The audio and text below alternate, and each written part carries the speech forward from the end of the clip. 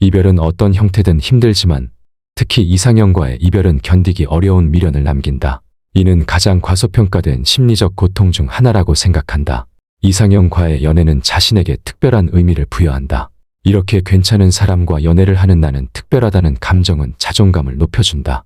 그러나 이별이 찾아오면 자신이 그만한 가치를 잃어버렸다는 착각이 들며 자존감이 크게 흔들린다. 이로 인해 미련과 후회는 평소보다 훨씬 강렬하게 느껴질 수 있다. 특히 교제 기간이 짧은 경우 미련은 더 깊이 남을 수 있다. 내 고객 중 한 명은 단 2번 만난 상대를 1년이나 잊지 못했다. 많은 사람들이 이런 이야기를 들으면 이해하지 못한다. 어떻게 2번 만난 사람을 그렇게 오래 그리워할 수 있지? 라고 생각할 것이다. 그러나 이는 심리학적으로 충분히 설명 가능한 현상이다. 연애 초기에 뇌는 도파민을 과도하게 분비한다. 이로 인해 상대와의 짧은 만남조차도 강렬한 기억으로 각인된다. 도파민의 영향으로 설렘과 호기심이 최고조에 달한 시점에서 이별을 겪으면 상대는 기억 속에 이상적인 모습으로 남게 된다. 상대를 충분히 알지 못한 채 관계가 끝났기 때문에 그 사람의 이미지는 마치 완벽하고 아름다운 기억처럼 자리 잡는다. 심지어 단 2번 만난 사이일지라도 이러한 호르몬 작용은 상대를 완벽한 존재로 인식하게 만든다.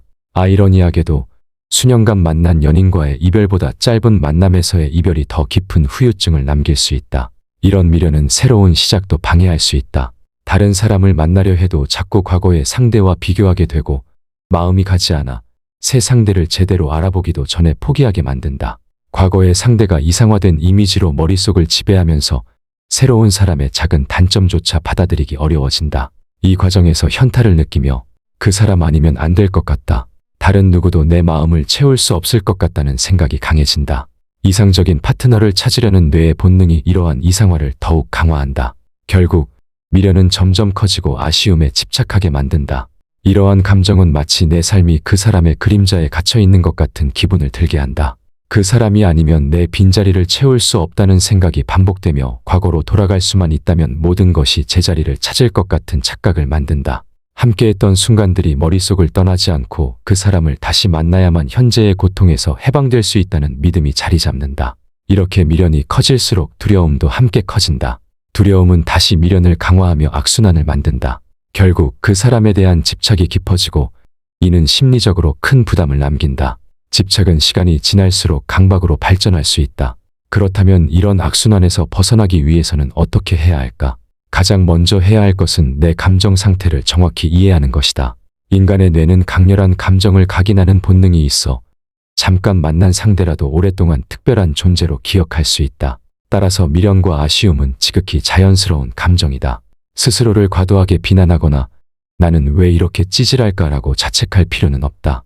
이런 감정을 느끼는 자신을 있는 그대로 받아들이는 것이 첫 번째 단계이다. 동시에 내가 상대를 과도하게 이상화하고 있다는 점을 인지하는 것도 중요하다.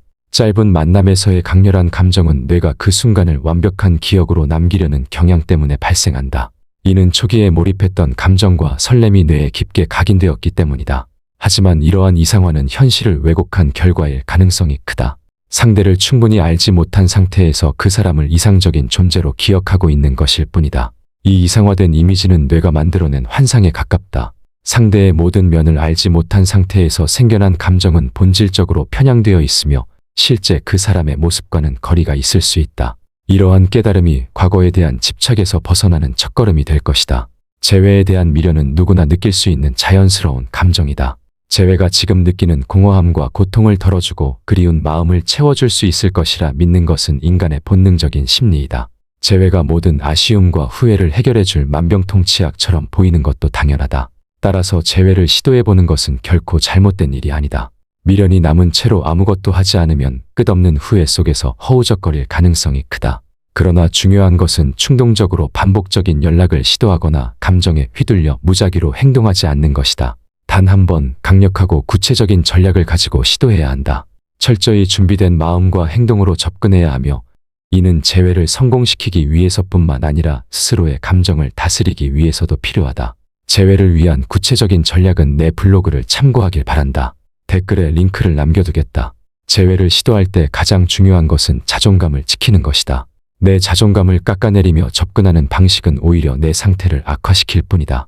우리는 단지 기회를 얻고자 하는 것이지 상대가 없으면 행복할 수 없는 존재가 아니라는 점을 반드시 기억해야 한다. 아무리 상대가 아쉽고 특별했더라도 그 사람에게 얽매여 있어서는 안 된다. 우리의 미래는 우리가 선택하고 만들어 나가는 것이다.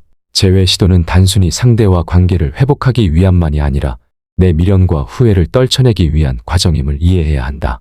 재회가 성사되든 되지 않든 중요한 것은 그 시도를 통해 내가 할 수 있는 만큼은 해봤다는 마음의 평안을 얻는 것이다.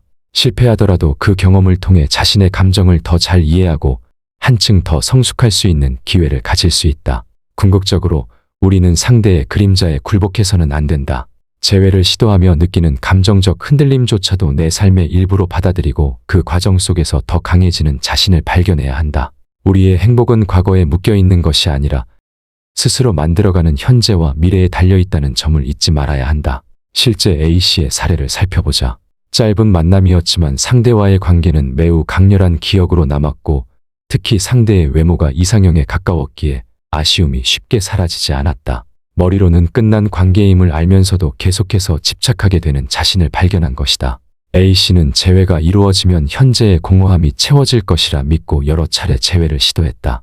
여러 번 연락했지만 상대가 반응하지 않자 자신이 잘 지내고 있다는 모습을 보여주기 위해 SNS에 사진을 올리기도 했다. 그러나 상대는 무관심했고 A씨의 자존감은 점점 더 추락했다. 결국 재회를 통해 심리적 안정을 얻고자 했던 A씨는 오히려 더 큰 상실감과 자존감 하락을 겪었다. 이처럼 자존감을 담보로 재회를 시도해서는 안 된다. 답답한 마음과 결핍으로 인해 무작정 새로운 연애를 시작하는 것은 오히려 독이 된다. 마음이 혼란스러운 상태에서는 자존감이 쉽게 흔들리기 때문이다. 이런 상태에서는 자신의 삶에 긍정적인 영향을 줄 상대를 선택하기 어렵다. 불안정한 감정 상태에서는 자신을 낮추고 빠른 위로나 타인의 인정에 기대는 경향이 커진다. 이로 인해 오히려 자신에게 해가 될 상대에게 끌리게 되고 그 관계에서 일시적인 안정감을 찾으려다가 더 큰 상처를 입게 되는 것이다. B씨의 사례를 보자. 이별 후 아쉬움과 결핍에 사로잡힌 B씨는 공허한 마음을 채우고자 서둘러 새로운 사람을 만났다. 하지만 그는 상대방이 자신을 충분히 존중하지 않는다는 느낌을 받으면서도 외로움을 달래기 위해 관계를 이어갔다. 결국 이 관계는 B씨의 자존감에 더 큰 상처를 남기고 끝이 났다. 마음이 불안정한 상태에서 선택한 상대는 일시적인 위안을 줄 수 있겠지만 장기적으로는 더 큰 고통을 초래할 가능성이 크다. 이러한 상황을 피하기 위해서는 자존감을 단단히 다지고 자신을 가꾸며 내면을 채우는 시간이 필요하다. 외적으로는 새로운 배움에 도전하거나 평소 해보지 않았던 활동에 참여하며 자신을 성장시키는 경험을 쌓아야 한다. 외모를 가꾸고 자신이 즐길 수 있는 활동에 시간을 투자하며 스스로 만족감을 느낄 수 있는 환경을 만들어야 한다. 예를 들어 새로운 취미를 시작하거나 목표를 세워 성취감을 느끼는 과정을 통해 자신감을 회복할 수 있다. 내적으로는 자신의 가치를 재확인하고 자신의 삶에서 무엇이 중요한지 성찰하는 시간이 필요하다. 이를 통해 결핍감이 아닌 안정된 내면에서 시작되는 건강한 연애를 준비할 수 있다. 이렇게 내 외적으로 자신을 채우는 시간은 단지 미련을 잊기 위한 수단이 아니라 더 단단하고 풍요로운 삶을 위해 반드시 필요한 과정이다. 이 과정을 통해 우리는 과거에 묶이지 않고 스스로를 아끼고 보호하는 법을 배울 수 있다. 무엇보다 중요한 점은 이상형을 놓친 것 자체가 손해가 아니라 미련과 후회 속에 시간을 낭비하는 것이 진정한 손해라는 사실을 깨닫는 것이다. 지금 느끼는 괴로움에 너무 집착하면 앞으로 찾아올 많은 기회와 가능성을 놓치게 된다. 아쉬운 마음을 뒤로하고 그 사람은 내 것이 아니었다는 사실을 받아들일 수 있어야 한다. 이를 통해 과거를 놓아야만 앞으로 나아갈 수 있다. 이런 결단은 단순히 감정을 정리하는 것을 넘어 삶에서 반드시 배워야 할 중요한 자질 중 하나다. 과거에 묶여있는 것은 내 인생에 큰 손실을 가져온다.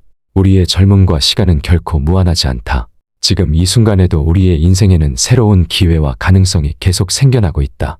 이별의 아픔을 이유로 현재를 제대로 살지 못하고 미래를 준비하지 않는다면 나중에 돌아봤을 때 더 큰 후회와 아쉬움으로 남는다. 지금 느끼는 미련의 감정은 시간이 지나면 결국 자연스럽게 옅어지게 된다. 따라서 너무 걱정하지 말고 현재를 살아가며 성장에 집중하는 것이 중요하다.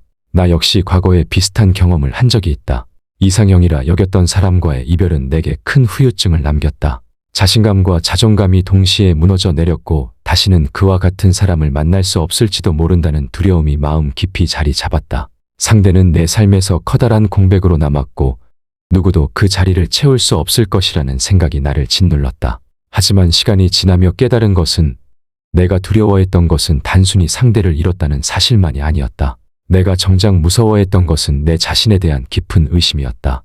내가 부족했기 때문에 그가 떠난 것은 아닐까라는 생각이 머릿속을 떠나지 않았고 스스로를 탓하며 자존감을 점점 갉아먹었다. 그 사람에 대한 미련과 함께 나 자신에 대한 불확실함이 더해지면서 이별 후의 고통은 점점 커져갔다. 그래서 나는 더 이상 이 감정의 소용돌이에 갇혀있지 않기로 결심했다. 내 안에 있는 두려움이 어디에서 비롯된 것인지 직면하기로 했다. 이를 극복하기 위해 나는 스스로를 다시 세워야 한다는 것을 알았다. 외적으로는 내 모습을 가꾸기 시작했고 평소 도전하지 않았던 새로운 것들에 도전했다. 동시에 내면을 채우고 스스로의 가치를 다시금 느끼는 시간을 가졌다.